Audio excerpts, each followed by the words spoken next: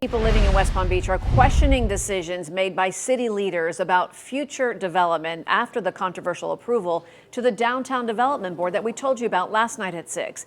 This involved a Related Ross vice president. Related Ross is the most powerful developer in the city.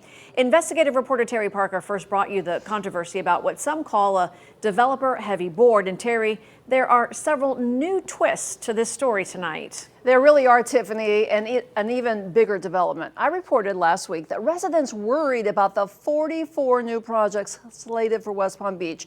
They're demanding more transparency and a voice in what does and doesn't get built. Tonight, the mayor and commissioners appear to be listening. The mayor saying he will pause work on that controversial downtown master plan for now to let residents weigh in.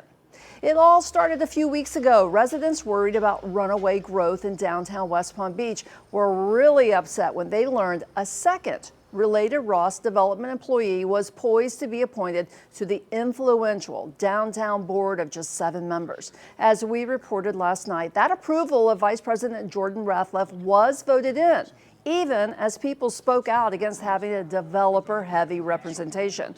But later in the meeting, Mayor Keith James says he is starting a residents committee to weigh in on all these projects. And meantime, he's going to pause the controversial downtown master plan vote. That plan could have allowed towers as high as 25 stories on some sections of the waterfront.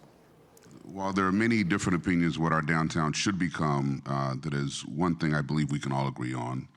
The process has to be transparent, inclusive, welcoming, and worthy of the public's trust. This announcement coming after James met yesterday with several representatives from those critical resident groups. Meantime, Rathleff was approved. He is one of 4 new appointees to the DDA, which has an $11 million budget and provides extra security, maintenance, and marketing for downtown.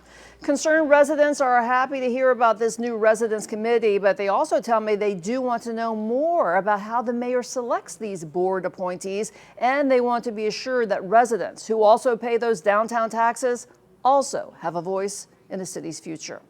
Terry Parker, WPBF 25 News.